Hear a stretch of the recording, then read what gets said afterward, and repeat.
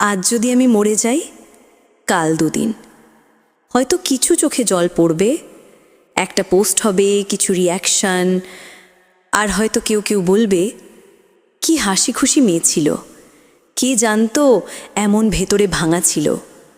কিন্তু তারপর সবই আবার আগের মতো হয়ে যাবে।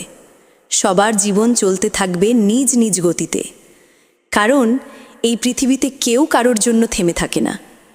এই নির্মম সত্যটা বুঝে গেছি অনেক আগেই। তাই এখন আর কারো কাছে কিছু আশা করি না। কারোর ভালো লাগা, ভালোবাসা, পাশে থাকা, সব কিছুর চেয়ে অনেক বেশি গুরুত্ব দিই নিজেকে। প্রত্যাশা যত কম, মন ততটাই নীরব, শান্ত। মানুষ বদলায়, সময় বদলায়, অনুভূতিগুলো ফিকে হয়ে যায়। যে আজ পাশে আছে, কাল সেই হয়তো দূর হয়ে যাবে। যার চোখে তুমি আজ পৃথিবী, কাল সেই তোমাকে ঝামেলা ভাববে। তাই আজ আমি নিজের প্রতি দায়বদ্ধ।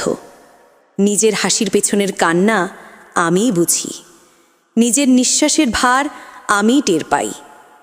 আমি এখন আর কারোর জন্য নিজেকে বদলাই না। আমি এখন আর কারো দুঃসময়ের ছায়া হয়ে থাকি না। আমি শুধু নিজেকে ভালোবাসি, কোনো আশা নয়, শুধু বাস্তবতা, নিঃশব্দ, কঠিন তবুও মুক্ত।